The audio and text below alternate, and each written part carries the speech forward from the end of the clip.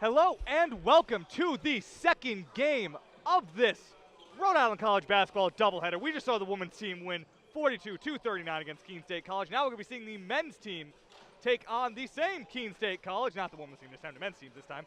But these are two teams that both have been reeling a little bit lately. The Anchormen are on a 6-game losing streak right now, but the Keene State Owls are also on a 2-game losing streak right now. Keene State being 8-4 right now.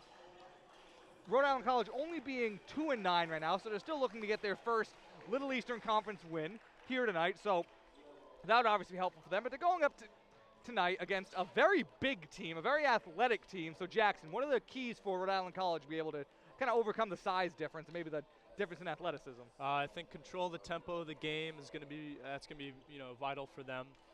Look for good shots on the outside. I'd say defensively for Rhode Island, these guys are big. So I mean, if you can play bigger lineups, force them to get more outside shots, it's going to work out a little bit better for them. But we'll see how these matchups go. Yeah, and it'll be cerebral football for the Anchormen today. But anyway, though, I'm Jake Elmsley here alongside Jackson Reaper for the game, and we're going to go to the PA system for the national anthem and the starting lineups. Ladies and gentlemen, boys and girls, good afternoon and welcome to the Murray Center for today's game between the Keene State College Owls and the Rhode Island College Anchormen.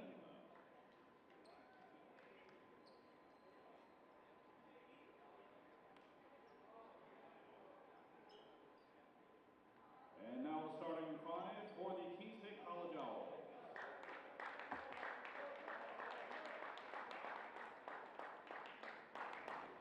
At guard, a 5'9" freshman, number 11, Miguel Prieto. At guard, a 6' freshman, number 23, Keene Diallo. At guard, 5'11" senior, number 3, Denzel White.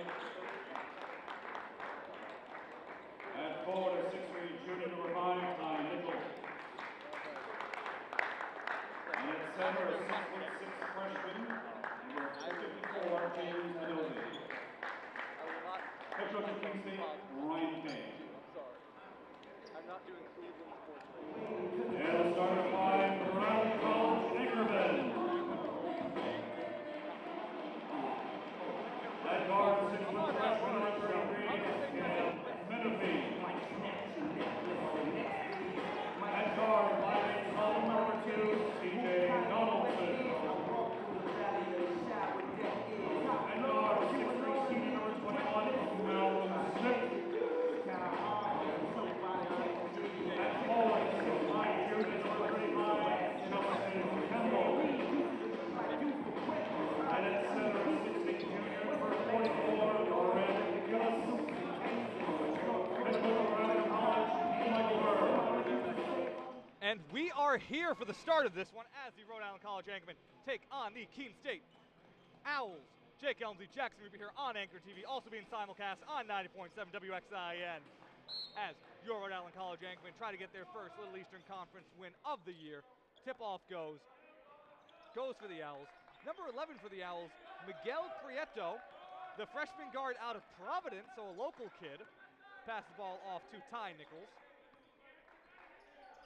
Nichols with the ball at top of the key, passes back off to Prieto. Prieto passes the ball to the corner to Diallo. Diallo gets it back to Prieto. Prieto drives, he passes the ball off to number 54, the big man, James Anzori, NOZ. Ball being handled now by CJ Donaldson. Donaldson being guarded by Wright. Donaldson drives, nice screen set by Campbell. Campbell handing the ball top of the key, passes the ball off to Grant Gillis.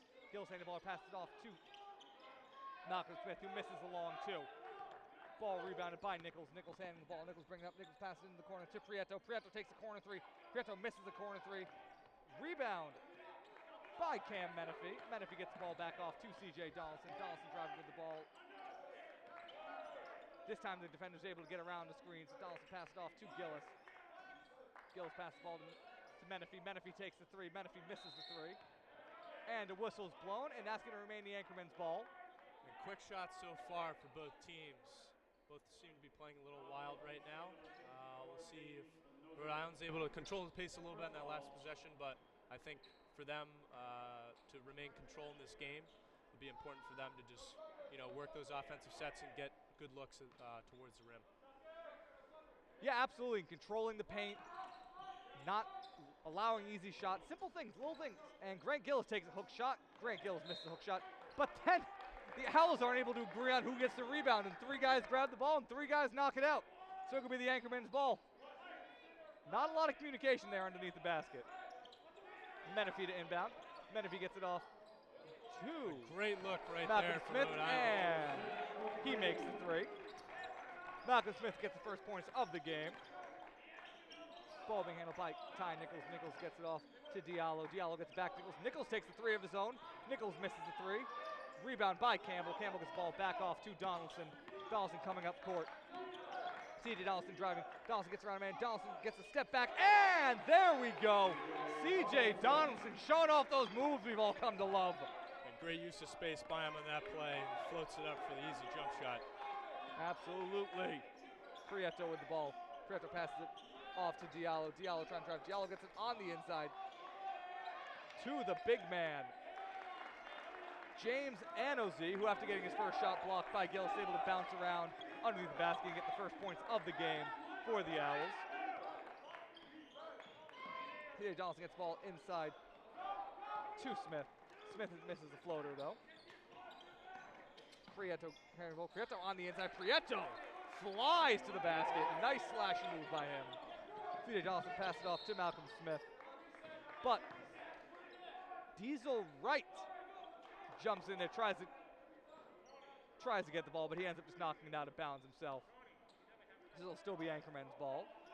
Menifee to inbound. 17:31 left to go in the first half of play. I mean, see the Anchorman leading by 1 right now. See, Anchorman off to a good start so far offensively, it looks like. Oh, yeah. They're getting, a couple good looks for them so far. Like I said, it's a tempo game. I think they just need to work with what they have, control the pace, and get those good looks inside. Absolutely. As the ball gets back out to Malcolm Smith. Malcolm Smith passes it over the top of key to Grant Gillis. Justin Campbell with the ball now. Justin Campbell gets it off to C.J. Donaldson. C.J. Donaldson being guarded by Wright. Donaldson tries to get the screen. Him with the step back, and that's going to be the Owls' ball. No foul for Donaldson. Diesel right there, able to get around 2 screens. Yeah, no, he showed his quickness off right there. Good agility, good footwork shown by him. Good recognition, completely neutralizing the picks on that one. Not giving Donaldson the opportunity to create space for himself, which is huge if you want to defend this player. Still got a good, I think, for that point in the shot clock, still a very good shot he got off. Oh, no, absolutely. As Malcolm Smith is able to get a steal. Ball gets back to Menifee. Menifee almost loses it, and he then does lose it, kind of tripping himself out of bounds. So a turnover there for the Anchormen. That'll be the first turnover of the game for either team. That'll be the first turnover of the game. As the captain, Roosevelt Scheider, enters the game now for Sean Menifee. Roosevelt Scheider now on Diallo. Ball passed up to Wright. Wright drives, but the Anchorman are able to get the ball again underneath the basket. Nice play by Grant Gillis. And Donaldson tries like to... a little bit of miscommunication on that play. Yeah, looks like he thought maybe Malcolm Smith would be cutting in a different direction, but careless turnover there by the Anchorman. That's 2 in a row now.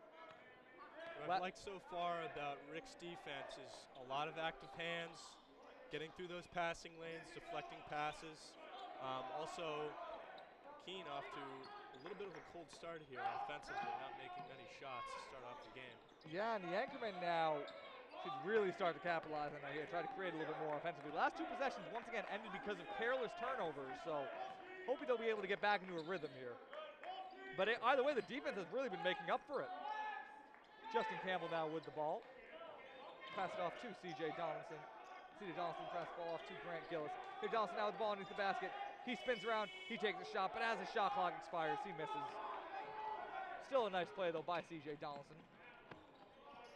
As Sidi Diallo takes the shot underneath the basket, he's able to bring it up all by himself and get Keene State now their first lead of the game.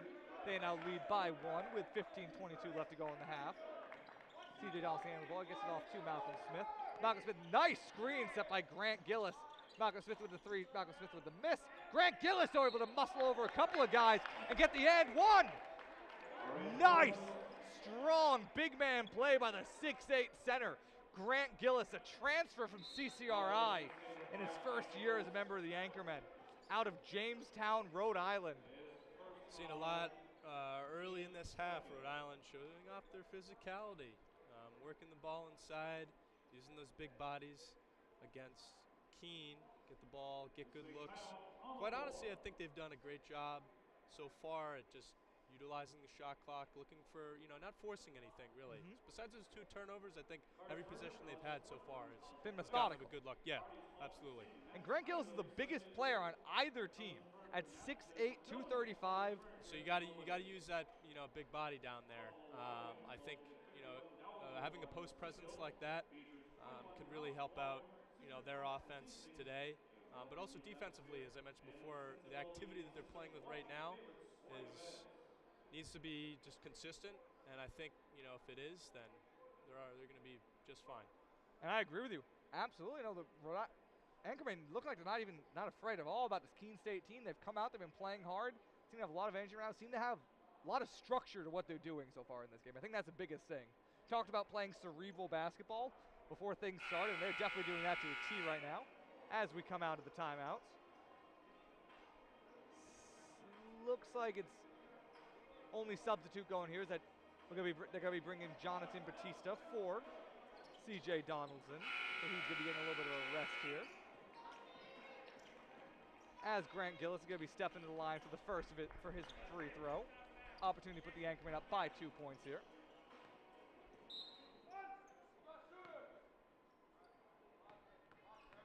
Grant Gillis gears up. And that's good. Nice free throw from the big man. And he then steps off the court for Mel Miller, the sophomore center, another 6'8er out of Providence RI. Ball being handled by Ty Nichols. He gets the ball off to Ciodalo. Miguel Prieto with the ball. Miguel Prieto gets the ball again. He gets the ball underneath the basket to Diesel right. Nice play there by Prieto. A little bit of a lucky bounce for Keene right there. Rhode Island still playing with those active hands. We're able to deflect the pass, but it just ended up in the other guy's hands. Yeah, now we're tied up at 8-8 with 5 minutes pass in the first half. Malcolm Smith handling the ball. Top of he's being guarded by Prieto. Gets the ball off to Justin Campbell. Justin Campbell gets the ball to Batista. Nice screen set by Miller. Batista takes a very contested long 2. A little bit of an odd shot selection by him as that sails out of the basket. Owls ball. Ball gets passed to Prieto, gets passed. Winds up back with Diallo. Ball winds up with Ty Nichols. Back to Prieto. Back to Wright. Wow, Wright great tries. passing there by Nice. Keene. Absolutely, and Nichols gets the ball under the basket. Goes up for the and one. Nice offensive play by the Owls there, and that's 2 good plays in a row for them now on offense. Keene State might be starting to heat up now in this one. And the Anchormen got to tighten up down there now before they before too much bleeding starts to happen. As Justin Campbell already has 2 fouls as he steps off the court. And Nichols is able to make his free throw, so now the Owls find themselves up 11-8 with 14:02 left to go in the half. Jonathan Batista handling the ball. He gets it over to Malcolm Smith. Pass it inside to Grant Gillis. Back outside to Batista. Batista being guarded by Diallo. In comes Mike Varelli to set a screen. Gets the ball to Gillis. Gillis gets past it to Scheider. Scheider takes 3. Scheider gets a little bit of contact on the way up, but there's no call. And ball's on the ground, and there's going to be a jump ball now between Jonathan Batista and Rhode Island gains possession here. See what they look for in this inbounds. Malcolm Smith the ball. He passed it off to Roosevelt Scheider. Scheider gets the ball off back to Batista.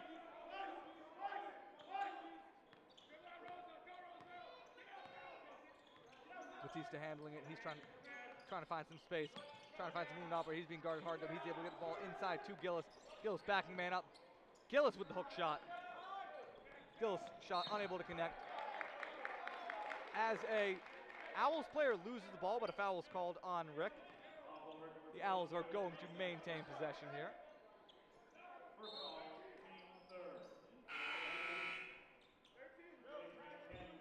City Diallo to inbound the ball.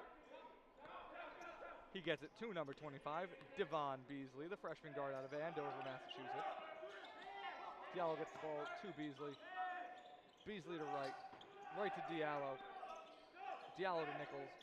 And Beasley takes the baseline J. He misses it. Ball rebounded by Batista. Batista trying to get around too many. Tries to flip it backwards to Scheider, and that was strange pass to make, Jackson. What do you make of that one? Yeah, I mean, I could see what he was doing with it, but you just got to maintain possession of the ball a little bit more. Can't be so careless with the passes, especially with this Keene State team and the offense that they show. Every possession counts this game. Absolutely, and as the shot of Ty Nichols sails out of the basket into the arms of Grant Gillis. Grant Gillis starting off strong in this one so far. T.J. Donaldson back in the game. He's got the ball. He's being guarded by Nichols. Pass it off to Grant Gillis. Grant Gillis with the pump fake. Nobody bites on it, though. Grant Gillis gets the ball to Scheider. Scheider handling the ball. Scheider trying to get around the man. Scheider's able to get around one, but he's met by Beasley. And stepped out of bounds there, it looked like. Yeah, so that's going to be the Owls' ball yet again. And the Yankees have now been going a couple minutes here without a basket. Yeah, a little bit of a change from what they started out in the first part of the game. I think Keene definitely started off a little sluggish offensively. For RIC, I think they just, with Keene seeming to press them a little bit, I think it might open up more opportunities inside, so I'd like to see them enter that area a little bit more. But I mean, overall, it's been a very high-octane, high-energy game that we've seen from both teams so far.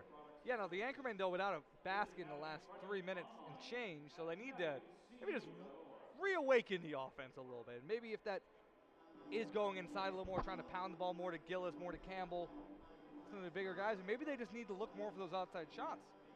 Seem like they've been forcing them. They've been very covered on them, so. Yeah, no, Keene hasn't really allowed much of anything outside. They've been, I mean, as seemingly as they run a half-court trap, and as soon as they cross that half-court line, they're just stifling them.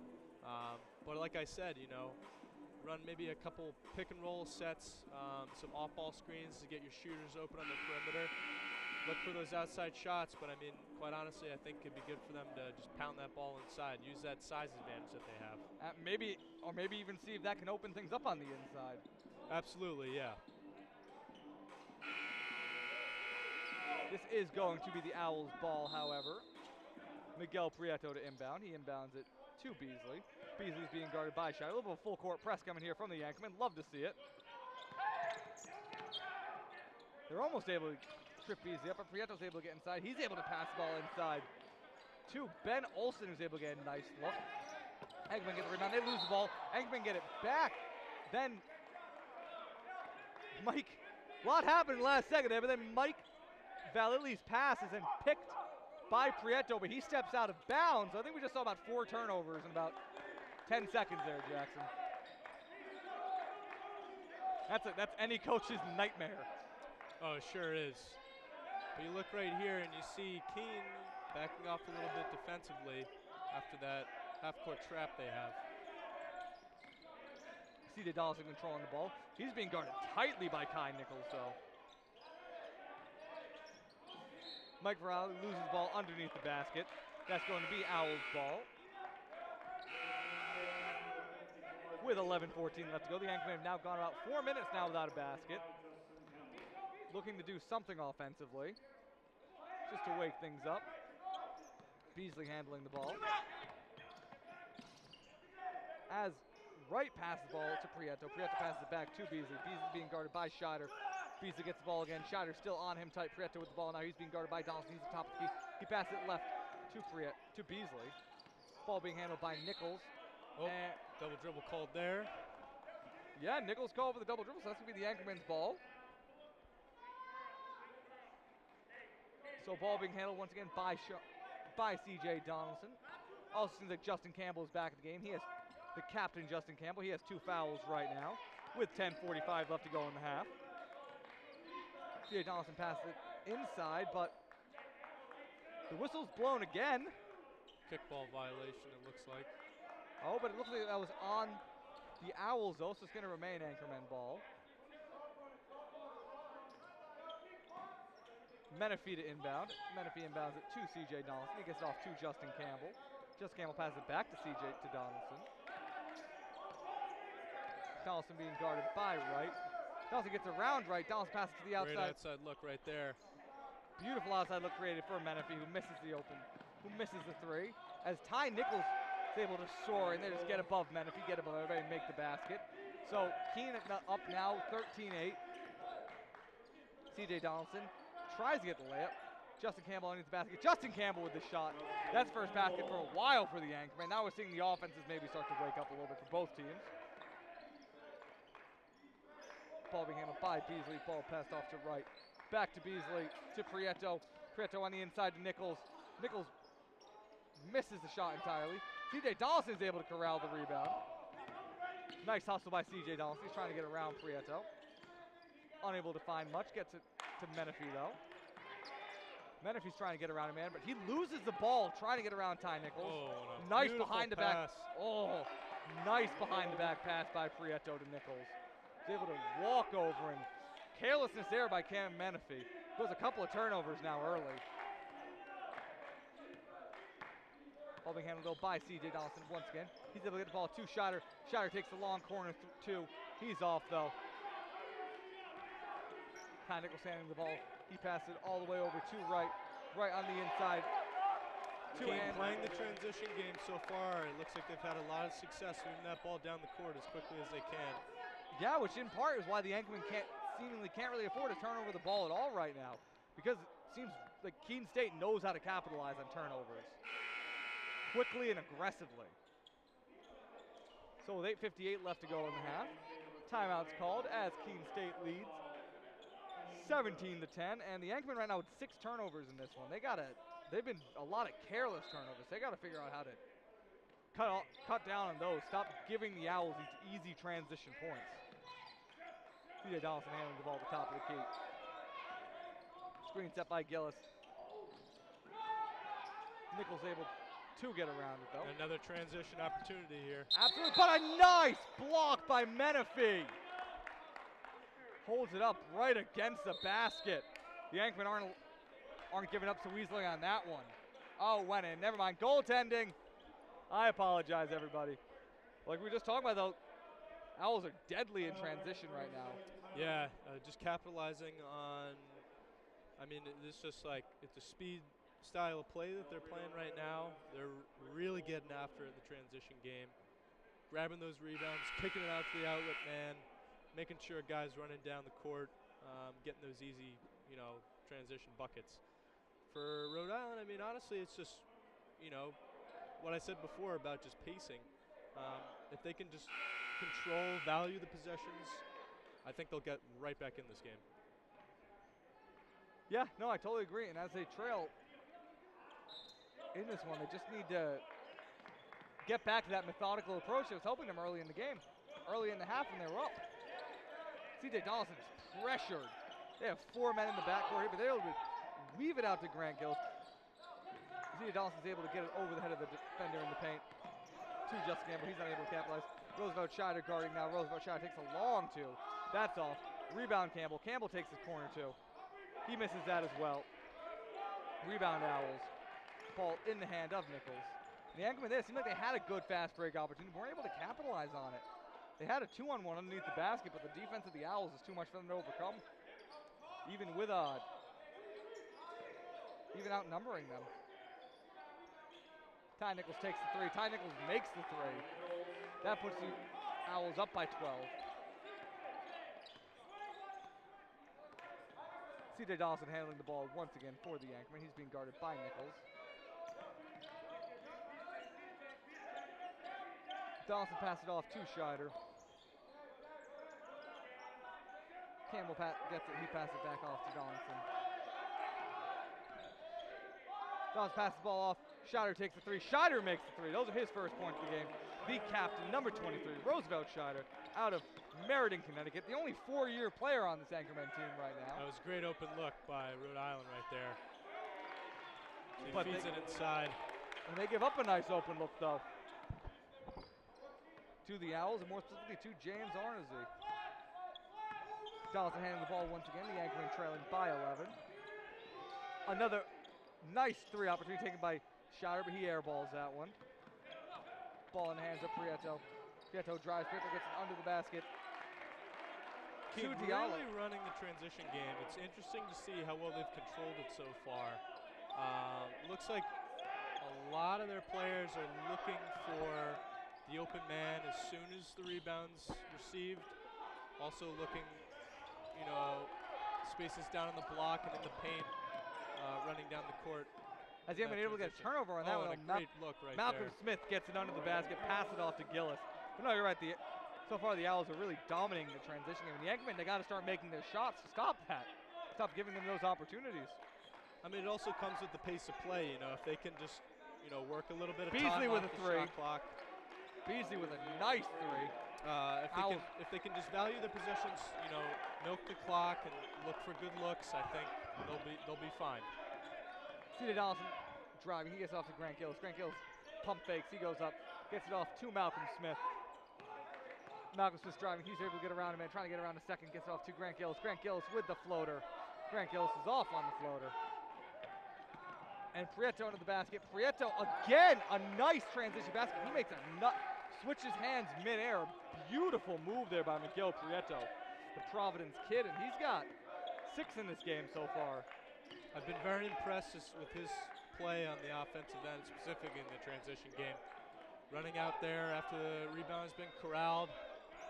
His style of pace has been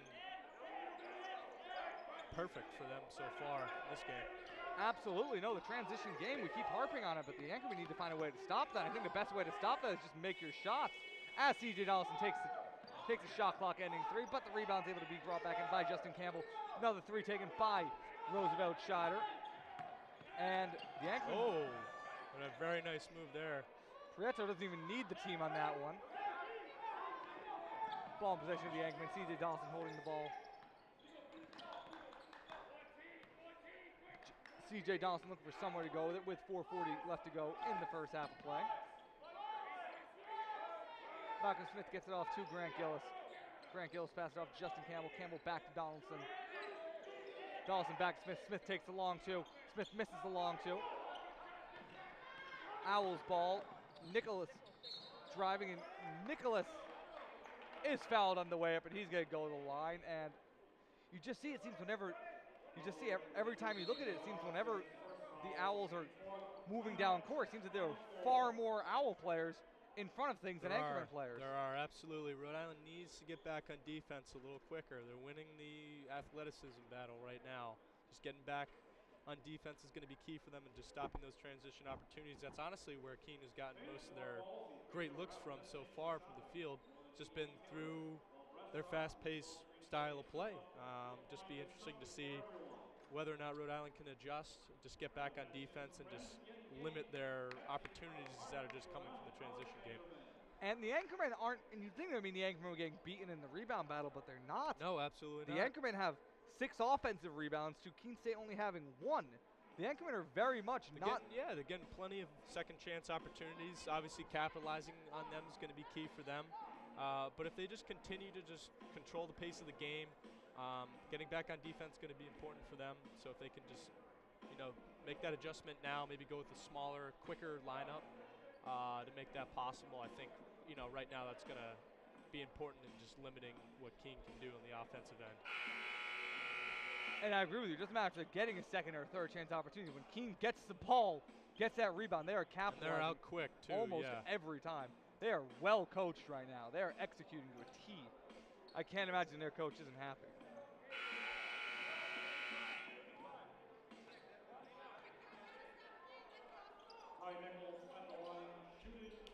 And now Nichols coming out to take his 2 free throws. Ty Nichols already has 7 points this game. He's the leading.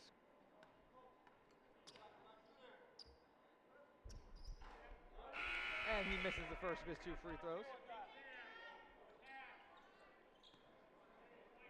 Second one coming now. Chance to put the Owls up by 17. And he's off on that one as well. Rebound by Jonathan Batista. Batista with the ball. Batista passes off to Menifee. Menifee tries to pass inside. Keene allowing nothing inside right now, playing great defense. They're trying to taunt Rick into these outside shots. Batista with the ball once again, pass the ball off to Menifee. Menifee drives. Menifee's shot is off though. Rebound by Diallo. Whistle's blown. And a carrying call right there on Keene. Timeout on the floor. So that's going to remain the Anchormen's ball as they trail 31-15 with 3:51 left to go in the first half of play. You're watching the Rhode Island College. You're watching the Anchor TV broadcast of Rhode Island College basketball, also being simultaneously broadcast on 90.7 WXIN. Jake Helmsley, Jackson Reaper here on the call. In the second part of this Rhode Island College doubleheader right here in the Murray Center. Before this game, we saw the women's team defeat the Keene State women's team 42-39. That was an exciting game, and we're seeing a totally different type of game here, though. We're seeing an offensive showcase right now by Keene, and hopefully Rick can catch up soon. Yeah, I've been impressed with Keene's style of play in the transition game. Getting out there quick, using their speed to their advantage, and just looking for open looks inside. It's been, tough for Rhode Island to defend right now, but we'll see if things change. And you have to hope that they will for the Anchormen, who found themselves down by 15. Now, obviously not even close to out of the game, but it will be nice for them to get something going into the half as opposed to and try to come out with some kind of momentum. Right, absolutely. I think defense is obviously going to be a huge emphasis for them going into the second half. They're allowing too many transition opportunities just by not getting back in time. Ball inbounded to Batista. He'll be the ball handler now with 3:45 left to go in the half. And Batista bounces the ball off the foot of Devon Beasley. So this will remain Anchorman ball. Cam Menifee here to inbound, the freshman guard out of Bridgeport. He gets the ball to Malcolm Smith. Smith is driving. Smith gets the ball in the basket. Nice pass by Smith. Easy bucket for Justin Campbell. Yeah, great inside look right there for Rhode Island. Absolutely, that's the kind of look the Anchormen needed. Those are the sort of plays they got to keep making if they want to get back into this. Ball being handled by Beasley. He gets it over to Wright. Right back to Beasley. Beasley on the drive, but Beasley's called for the travel. Another good break there for the Anchormen.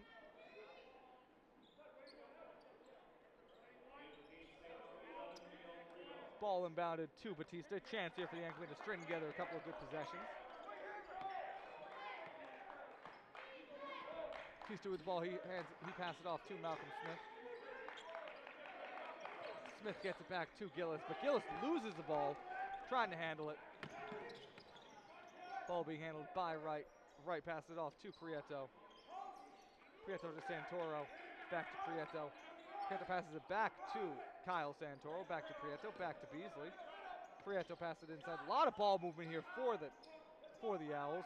That's something they've done very well this game so far. Just working the ball around the perimeter and then looking for a shot inside and then kicking it back out when they need to. As Prieto drives in for not a great look. As a nice shot underneath the basket by Grant Gillis. Grant Gillis putting in work right now. He's got 7. He's the leading scorer for the Anchormen. With 2:19 left to go in the first half.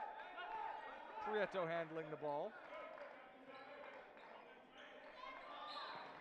Beasley loses the ball spinning out. So the Anchormen getting a lot of good breaks here right now. A lot of careless turnovers in the last few minutes by the Owls.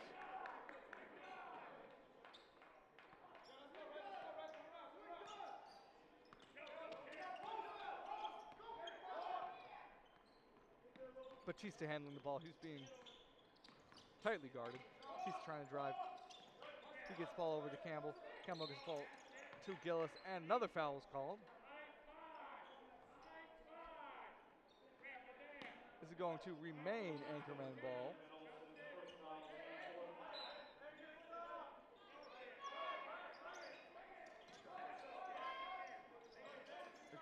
Campbell gets back to Smith.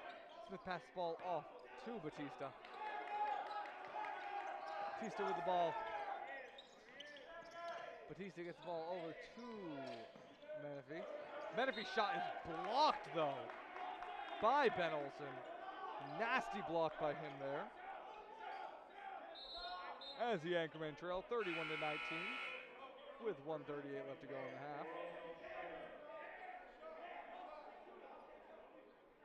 4 seconds left in the shot clock here.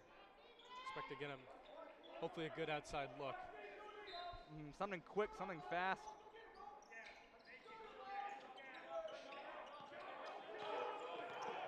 It seems like Scheider wasn't quite aware of the shot clock on there. His teammate's yelling at him to shoot while he dribbles, but he tries to get one off. I feel like that one was a little too late. So Scheider may be a little unaware there.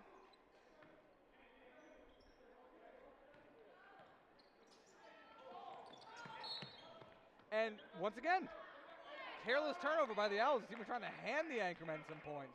And they need to start capitalizing on this. The Anchormen now with Owls now with 4 or 5 turnovers in the last couple of minutes.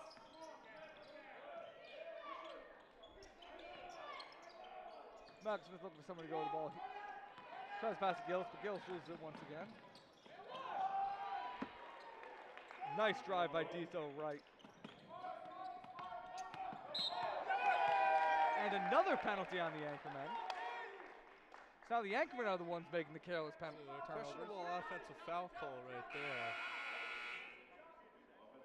By the way, now it's suddenly becoming the Anchormen who are the ones with the turnovers.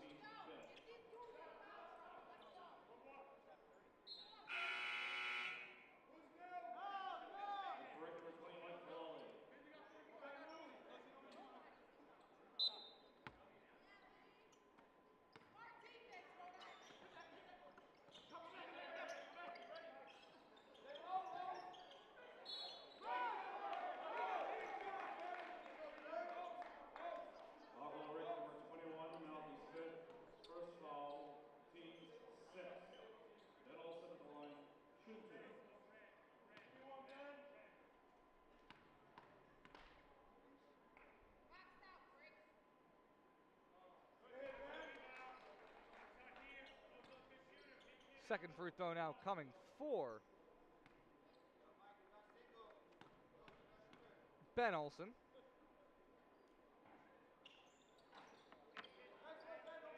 Rebound by Villiers. Ball being handled once again by CJ Donaldson with 50 seconds left to go in the half. Roosevelt Scheider now with the ball. He's trying to find somewhere to go with it. He passes it off back to Donaldson. Donaldson the ball, 10 seconds left to go on the shot clock. Donaldson gets back off to Valilli. Valilli back to CJ Donaldson. Donaldson almost loses the ball, but Gillis able to cover it, gets it over to Roosevelt Scheider, and that's a 3. That's a shot that the Anchormen needed. Now they only trail by 12 with 22 seconds left to go in the half. Shot clock's going to be going off now as Keene leads 34-22. And a good tip there by Smith to stifle the transition opportunity for Keene. Absolutely. Good play by him, even if it does wind still with the Anchormen. Now at least the Anchormen have a chance to set their defense up. 15 seconds left to go in the half. Owls still in possession of the ball. 3 ball taken by Tyler Nichols. That's the Anchormen still have an opportunity for a shot here. Scheider takes a shot as clock expires, and it's nowhere close. And that's the end of the first half here as the Anchormen trail 34-23 against the Keene State Owls. The Anchormen are actually leading at points here in this game. They kind of had a little bit of difficulty down the stretch here. But anyway, though, I'm Jake Elmsley. I'm here with Jackson Reaper. You're watching the Anchor TV broadcast of Rhode Island College Anchorman basketball. And we'll be back in just a few minutes with the second half.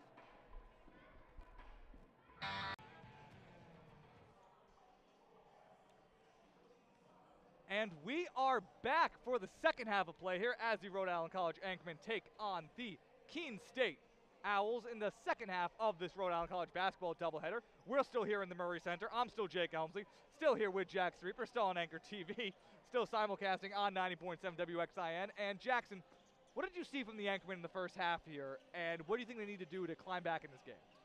Well, in the first half, a lot of forced shots. I think, I mean, if we look at the positives, I think they did a good job at working the clock and just trying to get things, set and get shots that, were they got some good looks from outside. But I think, in terms of turnovers, limiting the transition game, that needs to be addressed in this second half for them to come back. Absolutely. I think that's the biggest thing right there. You take away that takes like 20, 25 points, I feel like, off of the Keene State. I don't know if those are the actual numbers, but that's the way it feels. It feels like almost every bucket they're getting is in transition. Absolutely, and they're finding the holes in the defense. But I think the score is definitely doesn't tell the whole story right now. It may seem that Keene is ahead by a little bit more, but I think RIC has gotten some good open shots from the perimeter. If they can continue to do that, because I think they've been shooting well from there so far. Field goal percentage doesn't tell the whole story, only 30% right now, just about. Keene obviously getting better open looks, shooting around 58%. Just for Rhode Island, just keep getting those open looks, keep getting those good shots, not contested, limit the turnovers, and they'll do just fine. Yeah, and I agree with you. As the Anchormen get called for an offensive foul, so both teams have called for an offensive foul on their first possessions in the second half, and we have Miguel Prieto now handling the ball. Prieto had 6 points in the first half, 4 rebounds, 5 assists, contributing in all ways in this game. Looks very and in the transition game, I feel like he was a big factor in that department for them, especially with the assist game. His passing was on full display, finding the open man with quick dishes in and around the paint as they move the ball in the transition game. And a nice bucket there by James Anzoni. He was able to get around the bigger Grant Gillis and really just reach around him. C.J. Donaldson now handling the ball. He's being guarded by Prieto. Donaldson trying to get by him, having a hard time shaking Prieto. As the ball winds up with Manfrey, he takes a corner shot. He's off. And another transition bucket here coming for Prieto, and there it is. He's been the X factor in that department all day. Just running up and down the court. This guy's not getting tired. And now the Anchormen find themselves down by 16 with 18:30 left to go in the game. Grant Gillis with the ball on the outside. Pass it off to Donaldson. Donaldson being guarded by Wright. Malcolm Smith gets by a few players. He's able to get the floater from the baseline. Nice play by Malcolm Smith. Ball being handled by Ty Nichols. Pass it back off to Prieto. Prieto back to Nichols. Nichols takes the long three. Nichols makes the long three. That's 13 points for him now. He's the leading scorer for both teams. Only player on the court right now in double digits. Nice shot from him. Donaldson with the ball. Donaldson pass it off to Justin Campbell. Campbell back to Smith. Smith being guarded hard by Prieto. C.J. Donaldson with the ball. Grant Gillis. Looks like Donaldson's fouled on the way up. Looks like he's going to be getting to the line, so that's good. After seeing, once again, though, you saw that. The Anchorman had to resort to a second screen, and all these defenders on the all these defenders on the Owls are doing a great job getting around screens. They are, yeah, and they're calling them out. They're hedging them well. They're just really giving them a tough time finding open looks. And just really showing off that athleticism constantly. I mean, we were watching in the pregame, these guys were just dunking all over the place in warm-ups, and I was thinking, like, this must be an athletic team, and we're seeing it on full display here right now. Yeah, athleticism's been a big part of the game right now. Just really playing that transition game well, and it's showing. These guys are running all around the court, seemingly not even getting tired. So no, I don't see a bead of sweat on anybody. Ty Nichols now handling the ball. He's able to get it inside to Anzoi. Anzoi, though, catches a lot of contact on the way up, and he's fouled. So he's going to be getting to the line. That is James Anozie, I believe is how you pronounce it. James Anozie has 8 points in this one right now, 4 rebounds. So he's having himself a nice little game. He steps up to the line for his first free throw. And big man's able to sink that one. Stepping up now for his second one. And you know what? It seems like now with Anzori cooking, looks like the Owls are starting to get a little bit of an inside presence going too. They are, yeah, but I mean, they've gone with, they seem as though they're a pretty undersized team for the most part, size-wise. I mean, I would look for Rhode Island to just pound the ball inside a little bit more, just with that height and length advantage CJ Donaldson. they have. Speaking of height and length, though, CJ Donaldson gets blocked on that one, and another transition bucket. But just to reiterate what I said before, I think what they lack in size, they make up for in quickness, and that's clearly showing in this game today. Absolutely. Donaldson passes the ball over the head of a defender to Gillis. Gillis tries to pass it inside to Malcolm Smith, and it's a nice pass. Good location for Malcolm Smith, but he's just not able. Ball seems to bounce right off of him, but that's a charging call. No, blocking call called. Oh. It's going to go to the line. And Nichols. Another set of free throws here coming in.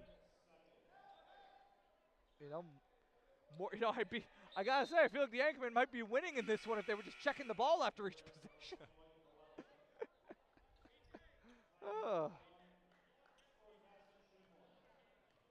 Might be better for the Anchormen if they were in half court right now. And Ty Nichols takes a free throw. He makes that one. Anchorman down by 21 here. Largest deficit of the game for them. CJ Donaldson with the ball. He passes it over to Malcolm Smith. Saw that one coming right at me. As Mike Vallely takes the three-pointer. As a nice play by Miguel Prieto was able to jump out of bounds and pass it right off of Gillis. So that's going to remain Owls' ball. As Prieto looks a little gimpy. Walking off the field. This woman behind me's got the right idea. Don't know if you can hear her, but she's yelling some things at the players. Malcolm Smith with the ball. Ball winds up with Scheider. Scheider takes the three. Scheider misses the three. Scheider with the ball. Scheider drives. Scheider gets blocked, and that one's coming at us too. and Malcolm Smith fouls the man on the way up. Looks like he was going for the slam. So maybe a nice, good foul there by Smith, if you ask me. Yeah, force them to shoot free throws. I think anything you can do to just slow down their pace of play is just going to be important.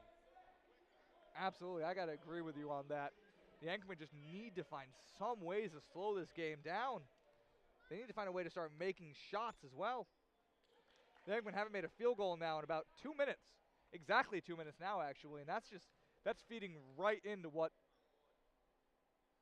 the Owls want to be seeing. Well, they've played their style of pace, and that's obviously running out in transition. The guys, after they grab a rebound, getting way out there in transition, looking for that easy hoop on the other end. And turnovers, obviously, as you see right there, have been a problem for Anchorman. Nice steal there, though. But after getting the steal, Mike Vallely passes over the head of Grant Gillis, and that's the last guy you want to be passing things over the head of on this team. So it's going to be the Owls' ball yet again. So turnovers stacking on turnovers. That's the issue, too. The Anchormen have not been able to capitalize on turnovers.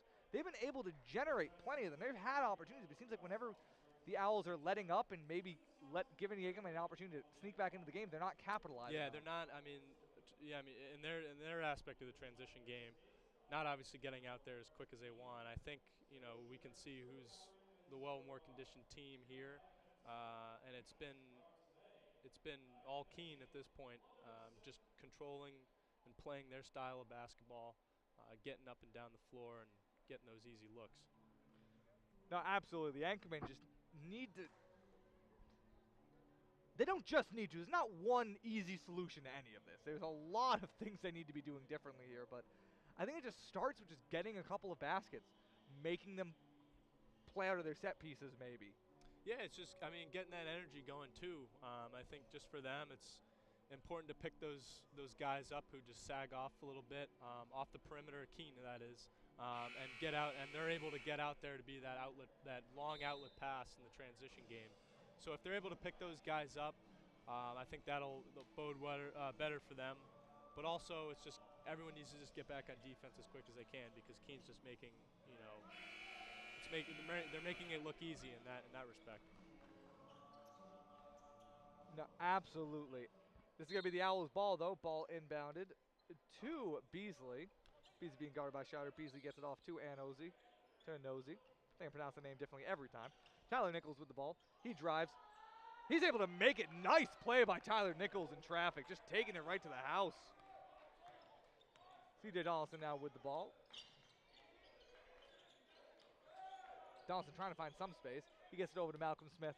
Malcolm Smith gets it over to Gillis. Gillis takes the long two. Gillis isn't even able to get the rim. So that's going to be Owls' ball. But at least the Yankeemen, they'll get an opportunity here to set up their defense. So maybe this, if the Yankeemen are going to miss a shot, at least get it out of bounds, I guess. Ball into possession of Beasley now.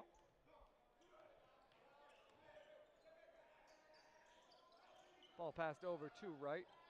Over the basket to Anozie, and he's able to muscle his way up there, and he gets fouled. Nice play there by James Anozie. Woo. He's been certainly a presence inside. Especially in the second half here. Oh, yeah, for sure. He's been a machine for them so far, and he's going to be getting his third and fourth free throws, I believe. He's already got 11 in this one. He's a big reason why they were able to keep this lead in the second half right now. Why they've been able to extend it to a 26-point lead. They now have doubled Rhode Island College's score here at 15-19 left to go in the game. And he misses the free throw though, so it's only going to remain a 26-point deficit. Donaldson's on the drive. Nice play by C.J. Donaldson. And he's able to get his 5th and 6th points a game. That's his first basket in a while. Those are the kind of plays the Yankeemen need to make. Ball being handled by Beasley. Ball passed over to right. Under the basket. Donaldson not able to get on the ball quite. Gets a little tangled up with Tyler Nichols. And Beasley takes a shot. He makes it. Back to 26-point deficit. Ball being handled by C.J. Donaldson. Just another example there of how well Keene's been able to move this ball. And a lot of contact there in the way up for Donaldson, but no call. But and Malcolm Smith tries to put the ball back in bounds, but then he loses it. And there's a lot of bodies around the ball underneath the paint right now. Tyler Nichols takes the three. He misses the three. Rebound Malcolm Smith. Whistle blows. Loose ball foul. That's going to be the Owls' ball. And this is getting messy on that possession. It all started with C.J. Donaldson not being able to get back quickly enough after getting knocked down, taking his shot. And the Anchormen still down by 26 with 14-17 left. Lot of things not going right now for the Anchormen, Jackson. No, they haven't gotten shots to fall. It's been tough for them to, Keene's been playing great defense. It's been really tough for them to get any good open looks. As we were mentioning before, just with the off-ball screens, Keene's been stifling those. And it's been a problem because they haven't gotten their shooters out under the spots they want. Offensive sets have been very difficult to run, but it's just, it's just showing how, athletic and mobile Keene is, and, what they lack in size they're making up for in their speed, quickness, just getting out in that break, controlling, the pace of the game and playing what they want to play. No, absolutely. Just the athleticism of this team is mind-blowing right now. It is, yeah, and it's a very large part in due why they're, up by as much as they are up by right now. As this timeout just continues to go on and on and on, but with 14-17, you got to be wondering what Coach Burns has to say to his team right now. He's got them taking a seat. He's got his own chair pulled out. He's having a long talk with them right now. As now we're coming out of the timeout here. Entering the game is Mel Miller, number 41, the sophomore center out of Providence. Maybe it's just a matter of the Yankees need to get some fresh legs in there. Yeah, I think so too. In terms of energy, it's not that they've looked flat. It's just that Keene's been, just running the break and just doing what they want out there, getting good open looks as a result. As Tyler Nichols is able to get another one, I believe that puts him at 20 points on the day. Tyler Nichols having a great performance. And he's been, of course, an X factor for Keene so far in every aspect of the game. Offensive, defense, he's brought a lot of energy. His scoring's been helping them a ton, but there's more, than his stats show that he's been doing today to help them out. No, and I agree with you. He's moving. He's always been around the ball most plays for this team. As Sean Menifee takes the three, he misses. He's off. Malcolm Smith unable to get the rebound. Rebound Beasley handling the ball. Beasley coming up. Ball passed to Diallo. Back to Beasley. Beasley on the drive. Beasley able to get around a couple of players. He's able to get that one. And nice play by Beasley. A little bit of a Euro step in on that one. Yeah, acrobatic finish right there as well. And the Anchorman now down by 30 with 13:20 left to go in this game. Roosevelt Scheider handling the ball. Roosevelt pass the ball off to Miller. Miller decides to drive it himself. Miller passes the ball on the outside to Menifee. Menifee with a little bit of the fake. Menifee gets up and Menifee's going to be getting to the line now.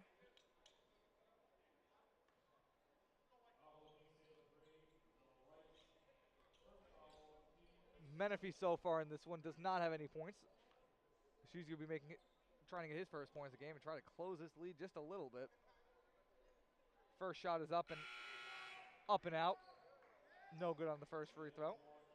Big platoon swap coming here. Malcolm, Justin Campbell, and Grant Gillis come in for the Anchormen. Sticking with this size.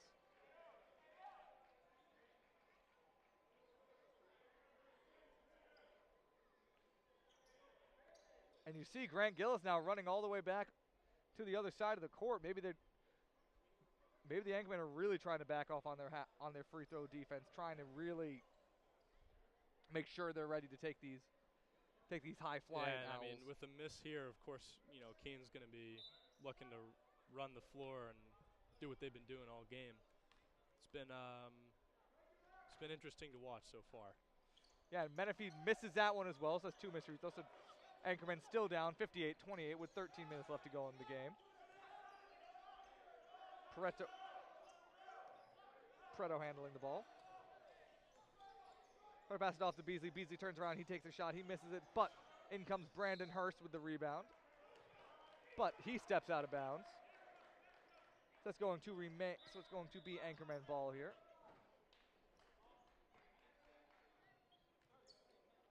Justin Campbell inbounds to Jonathan Batista. Batista coming up court now. Batista being guarded by Pareto. Batista passes it off to Menifee. Menifee tries to get up with the ball. He's able to get in there. His first points of the game. Strong finish inside right there. Good play by Menifee. That's the kind of thing the Anchormen need to keep up. Really feels like the energy in the Murray Center right now has kind of died down. It has. But Menifee able to get another steal. No, excuse me. Jonathan Batista. Menifee with the 3-ball. He's unable to get it, but Justin Campbell underneath, able to get the rebound. And a nice basket by Justin Campbell. Another strong finish inside. That's where I think they should look to attack from this point forward. I agree. They should start hammering it inside. The Anchormen, though, still showing some fight left, which is good when they're down by 26 with 12 minutes. As Hurst takes the long two. He misses. Nice rebound by Gillis, just grabbing it right over the top of Ben Olsen. Batista with the ball still. His pass is turnover, though, by him. Campbell falls on the ground. He's over the. Batista almost able to get it. And a nice look inside there. Wright's able to get that one.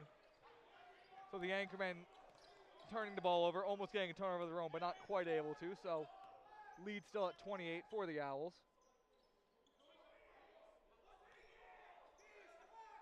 Campbell handling the ball. He passes the ball off to Gillis at the top of the key. Gillis gets it back to Batista. Batista to Campbell. Campbell inside. Another strong finish inside, and he's fouled. He's going to be a free throw. You're right, Jackson. I think the move right now is just to force the ball inside to Campbell, to Gillis. Take advantage of that size mismatch that they have going on. I mean, it's a weakness clearly for them, and I think, if they just look to take advantage of what they have going for them physically, and that's just working the ball inside, just getting good looks in there, I think they're going to, could see them come back to this game pretty quick. And hopefully, by doing so, you're making these shots and you're not giving the Owls these fast break opportunities. You're not giving them the ability to play in transition, which is obviously their strength of all strengths. Yeah. So, I mean, I just think for them, for Rick, that is, forcing the ball inside, just getting those good open looks, but then, when you can, you just got to get back, just stuff that transition opportunity that Keene will get. Because they're looking, I mean, every time you see the ball come off the basket and it's a rebound or, a turnover, they're looking to just, run immediately. Yeah, so you just and gotta. it's quick like that. Yep. So you gotta. I mean, either maybe looking to intercept the outlet pass because I mean a lot of them have been two open guys way down the floor.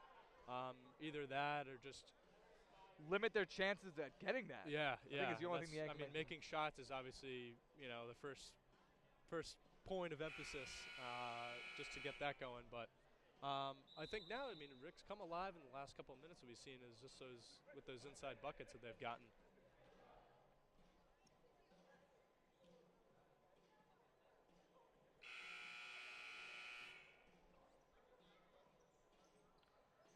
And now we're going to be seeing Justin Campbell getting his free throw attempt here.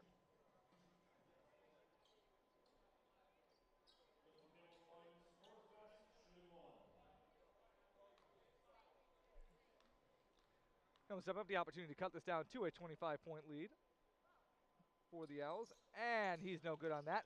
But Roosevelt Scheider able to get the rebound. And that's going to be the Anchorman's ball. But whistle blown. It's going to return to the Owls. But still nice hustle play there after the rebound by Justin Campbell and Roosevelt Scheider, both captains for the team.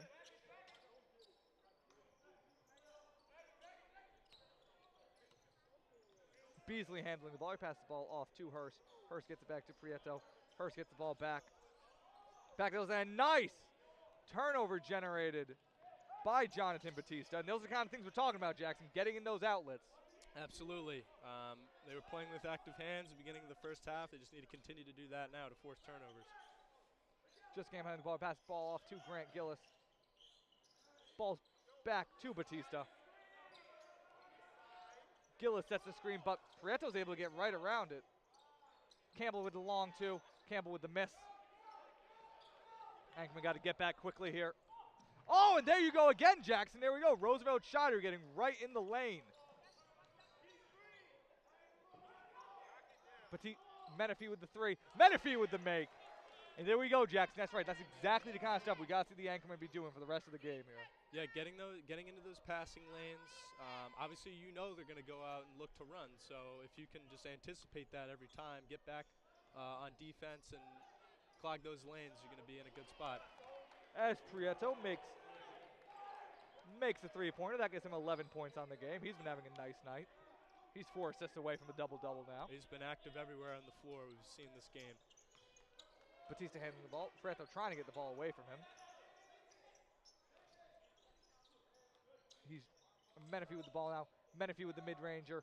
Menifee's off. Campbell's almost able to get up. Prieto with the rebound, though. Prieto's driving. Prieto gets in the corner to Nichols. Nichols almost takes a shot. He decides not to. Passes back out near half court to Prieto. Back to Nichols. Nichols with it. Shot taken by Hurst. Long two. That's a miss. And foul's called on the Owls. It's going to remain the Anchorman ball.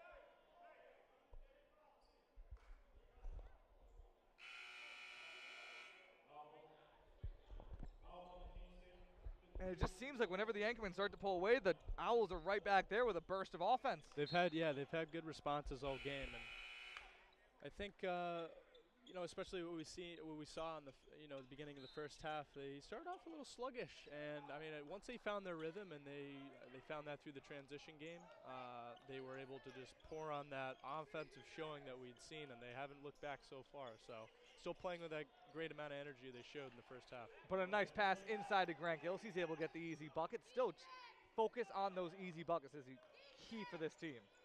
They can take a three every now and then, but they got to take the highest percentage of high percentage shots. Yeah, and you're right about that as well. Nichols with the ball, pass by Scheider. Ball back in hands of Nichols, pass to Diallo. Diallo to Prieto. Prieto with the three. Prieto's off. But as Oval tries to rebound it, it sails out of bounds. That's going to be the Anchorman's ball with 8:37 left to go in the game. They're trailing by 24 here, so still a chance they can really make something happen in the next couple of minutes. C.J. Donaldson passes it off to Malcolm Smith. Smith to Campbell. Campbell to Gillis. Gillis tries to fake it up. Nothing happens. Donaldson with the long two. Donaldson with the long two. Make. He's got 8 in this one. Nice play by Donaldson. Gillis tries to get in the lane. Long shot taken by Diallo. Anchorman trying to get the ball. Anchorman can't see because the ref's in my way. C.J. Donaldson comes up with the ball. Nice play there by the Anchorman. Roosevelt Chowder with the long three. Bit of a weird decision there, but Donaldson's able to rebound it. Malcolm Smith with the ball. Malcolm Smith with the three. Malcolm Smith with the make. Smith's got 8 in this one. And the Anchorman find themselves down by under 20 for the first time in a while. And it's been all offense the last couple minutes for them. They've been getting great high percentage looks inside, outside. Cut this lead down to 19 is where we sit right now. And we're seeing how much less effective the Owls' offense is when they have to play out of structure. Absolutely, yep. So, I mean, Rhode Island's done a good job at, obviously taking high percentage looks so they can make those shots and then obviously limit their transition opportunities. Been placing themselves in a good position to hopefully make a run the next 5 minutes to get within reaching distance to coming back and grabbing the lead again. Absolutely, and that is really, it's improbable, but it's not impossible for the Anchormen to come back and they can just keep up this level of shooting and not let the Owls try to pull away some more. They've got to keep it here and now. They've got to keep this lead under 20 for a little while now. They've got to try to climb back. They still have 7 minutes, 48 seconds. That's a long time. It is, but with the way they've been playing the last couple minutes, you can see that lead just diminish. Force Keene to get those, those outside shots. Obviously, they've had a lot of responses in terms of what Rhode Island's been able to offer. Been coming back with a good amount of offense, but we'll see if anything changes here in the next couple minutes. Yeah, I think the most important thing is it's good to see the Anchorman players staying energized here. They're not laying down and taking it. They're staying energized, and they're still trying to fight through this, and it's paying some dividends for them right now. Nichols with the ball. He's trying to drive over. He gets it over to number 32. 32 with the long two, and he's able to make that one. Keene State lead back up at 21. C.J. Donaldson with the ball. C.J. Donaldson still up top, keeping out. He's being guarded by number 32. C.J. Donaldson passes it over to Justin Campbell, but the ball gets knocked out of his hand, but penalty called on the Owls. It's going to remain Anchorman ball. So it's going to remain Anchorman ball here.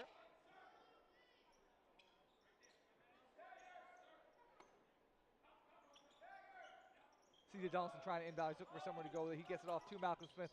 Malcolm Smith gets it over to C.J. Donaldson after trying to drive. Donaldson with a nice behind-the-back dribble. Nice drive by him. Inside right there despite the miss. But great nice use of space, great use of that off-the-dribble move to get inside. Absolutely. And the Anchorman at least able to get back and set up the defensive set. Shot taken by number 32. Rebound by Valili. C.J. Donaldson handling the ball. Donaldson on the drive. Donaldson passed off to Malcolm Smith. Malcolm Smith for the three. Malcolm Smith makes the three. That's 11 points for him. He's starting to come alive. That's 2 threes in just a little while. Down now only by 18, so we'll see if they can cut into the deficit a little bit more. Absolutely. Generate a turnover here. Not allow. Also, it's crucial that they don't allow Keene State to kill too much clock. No, and I think that's what they're going to be looking to do is just focus on milking the clock and getting, a nice, even an outside look for them is not really, worrisome, but great finish inside right there. Yes, and they can't be letting that kind of stuff up, and now the Yankees are back to being down by 20. Things aren't that dire yet, people. James Ozzie really coming alive in the second half as Justin Campbell takes the two. He's off. Whistle blown. No goaltending. Nope, foul under the basket. Oh, excuse me. So that's going to remain Anchorman ball. C.J. Donaldson, 2 inbound.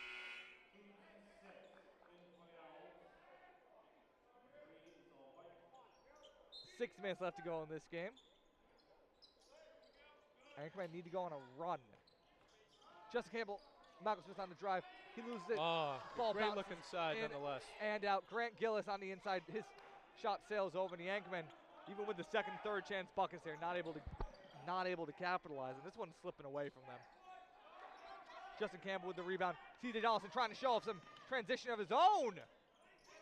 Nice play by C.J. Donaldson there, soaring down.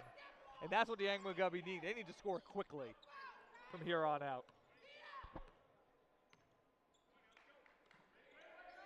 Ball inside to Diallo. Ball back out to Nicholas. Ball back to Diallo. Diallo back to Prieto. Back to Nicholas. Malcolm Smith with the ball back to Diallo. Diallo's driving. Diallo back to right. Back to Prieto. Back to the big man underneath the basket. And he's able to make that one the last second of the shot clock. Is that one going to count? And they're going to count that one. That is the last thing the Yankeemen need to do, is to let Keene kill 30 seconds and make a bucket. Yeah, especially at this point in the game. One or two more possessions like that and the game's over, frankly. Donaldson with the ball, top of the key. Gillis tries to set a screen.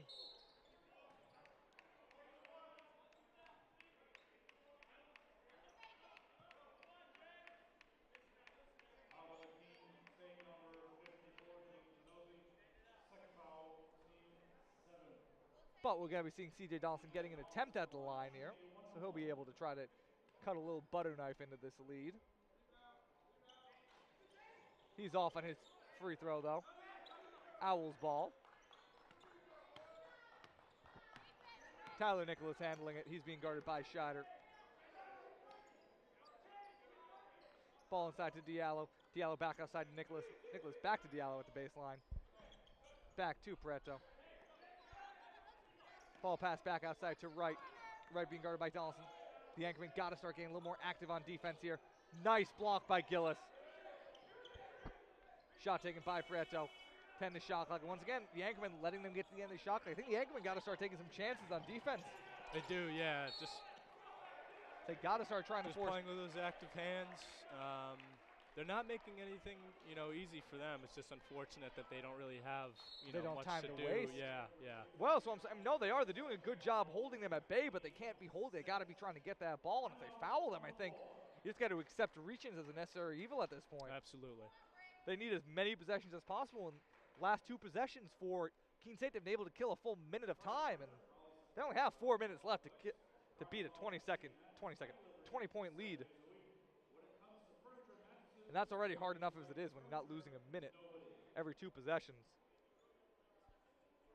So the Anchormen, I think they might need to start going to the outside shot here. They got to just produce points in bulk right now.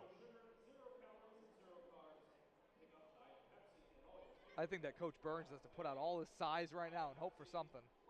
I think so too. I think if you're Rick, you look for some quick buckets. Specifically outside, I think they should look to go outside more. They've shot very well, I see this half, from outside the arc. Should look to go there, and then obviously just bring on the guns and bring on full court press. Absolutely. Against this Keene team. I agree with that entirely. They got to force turnovers right now. They're playing good defense within the structure, but not situationally. They have to get more aggressive.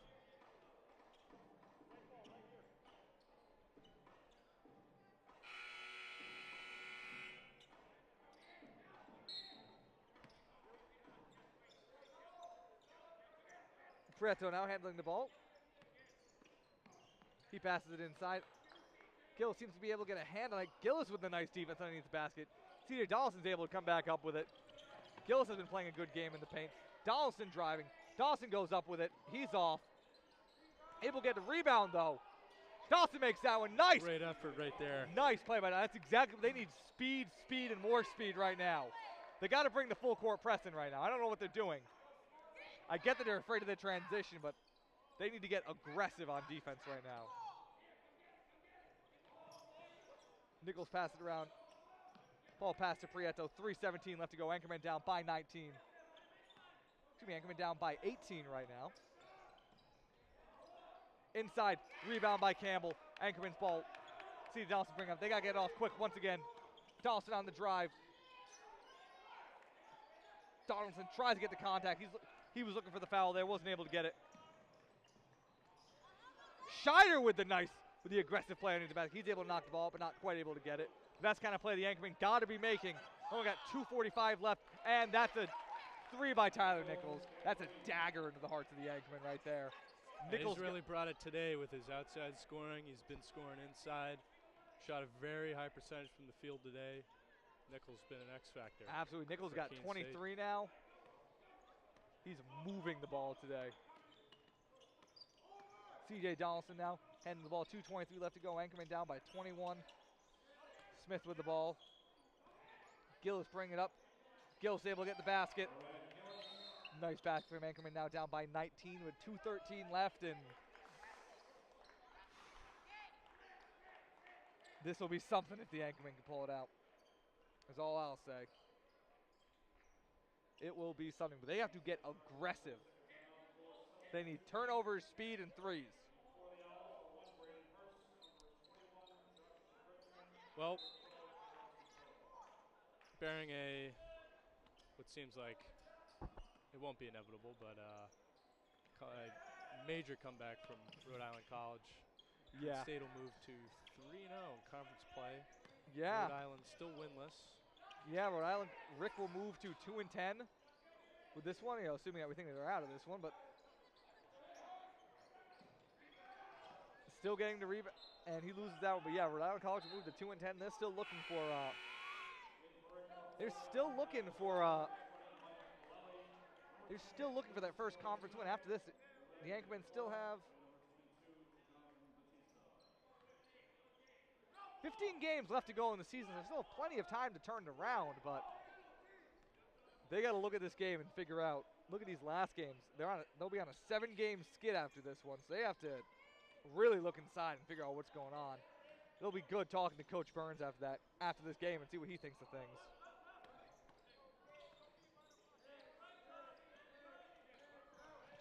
Jonathan Batista on the ball. He takes the corner too. He's able to make that one though.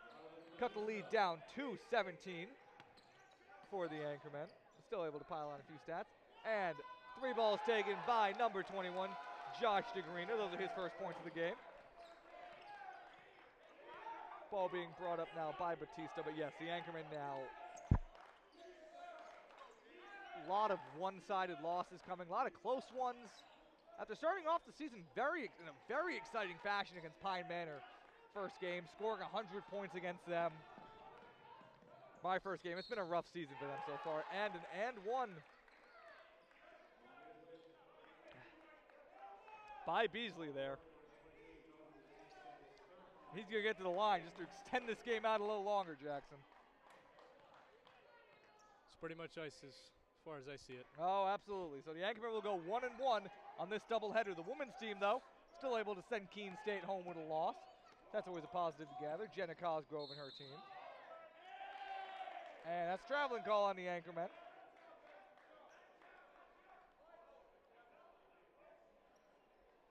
But the Anchormen are missing a couple of key players, though. Adam Floyd out today. Chris Farrington out tonight. Very important players for them. Hopefully if those guys can get healthy, they can get some more of that scoring force back. But I'm sure that between now and Wednesday's game against the University of Southern Maine, Coach Burns is going to be having to practice defending the transition in practice. I'll tell you that right now. I don't even need to ask him about that. Yeah, conditioning is going to be key, I think. Just looked a little flat today.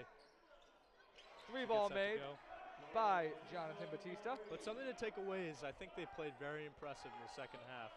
Defensively, offensively. Obviously, Keene got a lot of shots to go down their way, but I think, if you want to write something home, it's positive for Rhode Island. It's got to be the second half play.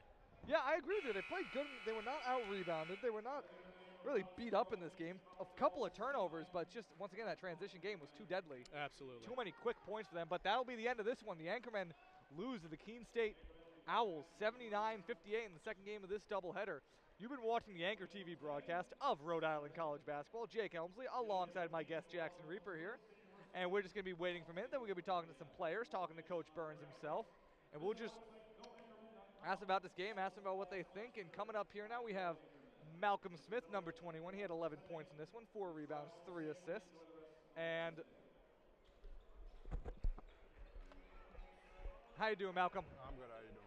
Good. I mean, I guess just to get off quick, what do you think about this one? What do you have to say to start?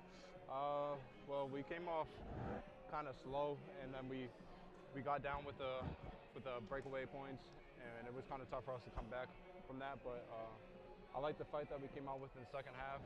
But overall, we got to just try a little harder. Yeah, I'd agree with all that. And it seemed like this team, just from a we were looking, they seemed very athletic. They seemed very fast. Was that right? Was this one of the faster teams you feel like you've played this season? Not really. It's just that we, like I said, we just get caught in the transition, and it was tough for us to get back in most of the time. All right, and yeah, once again, obviously the fight was very, very good. It seemed like you guys really, even when you were down by 20-25, you guys were still playing very aggressively, very hard. And was there anything specific that Coach Burns was saying to you? Kind of keep you guys motivated? Was it an internal thing? Was it more player leadership? Was it just the attitude of all of you? Well, like Burns always says, you know, he gives us the tools to work out there, and it's always us to play out there.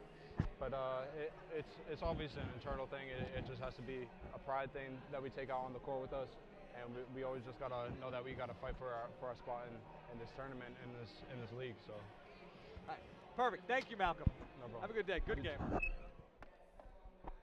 Anyway, yeah, Jackson. I mean, I agree with you. I mean, according to the players, it didn't feel like they really thought that. Oh, and actually, coming up to us first, we never get him first. Now, oh, nope.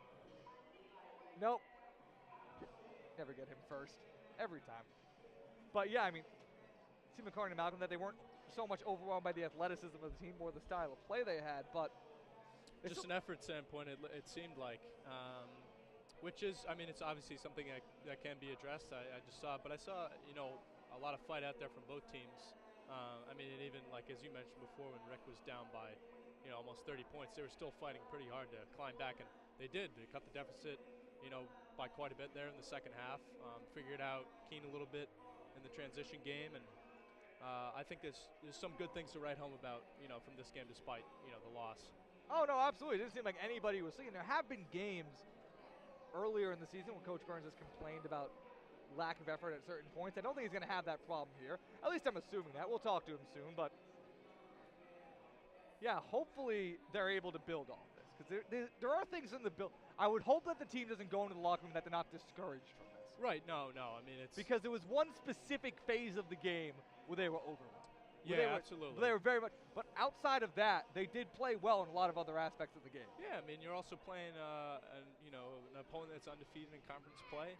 Obviously, it come off of a losing stretch coming to this game, so they had all the energy. You know, wanted to come into, the Murray Center and just play their brand of basketball and just limit what RIC was able to do. But I think, just if you look at the positives from this game, obviously the fight that they came back with in the second half, I thought, from a shooting perspective, they shot the ball much better in the second half, got great open looks, were able to, find their shooters in the right spots. From an effort standpoint, I wouldn't have any problems at all by saying that, maybe the first half they probably got a little overwhelmed by what Keene was bringing offensively, but I think in the second half they definitely turned that around. This is something, despite the loss, it's something to write home about. So. No, absolutely. And now coming up to talk to us now, we'll get a word from the man himself. We're talking to Coach Burns, head coach of the Anchormen. And, I mean, how you feel?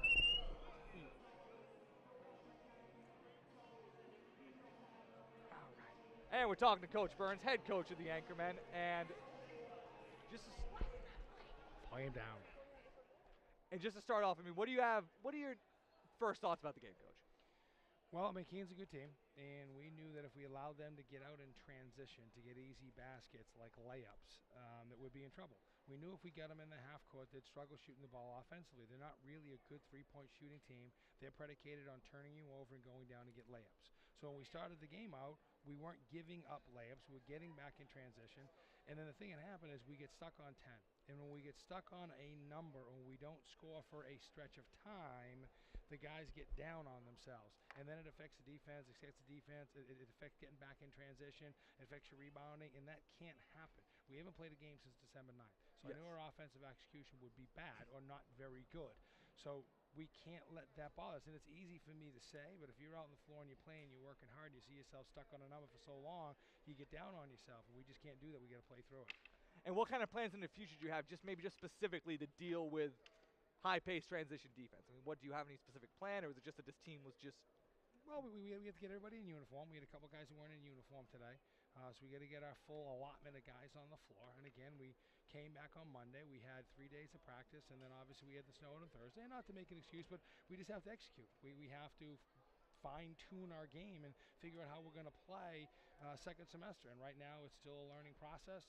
Guys are still trying to figure out who plays well with who, but we have to make sure we have effort, continuous effort, and we have to stay positive to make sure we're moving the ship in the right direction. And just one other thing I noticed that you guys are having a little bit of trouble. It seemed like Keene was very good at getting their way around your screens. Do you attribute that just to their athleticism, their ability, or is that just more the rust that comes with the offensive execution? Like well, sometimes when you get pressured, guys get nervous and they don't want to attack it. You really want to get pressured. You want the guy to be there. You want to push you because now you can in theory, rub him off a screen. But the thing that we do is when we feel that pressure, we back up so they're doing their job. Whereas you need to use that screen. Larry Bird was great at it. He wanted to be guarded closely. He wanted guys touching him because he knew where the defenders were. We know where the defenders are. We have to set better screens, and we have to use the screens better. All right, any questions for you, Jackson? Nope, not at all. All right, thank you, Coach. See you next time. And that was Coach Burns, head coach of the Rhode Island College Anchormen.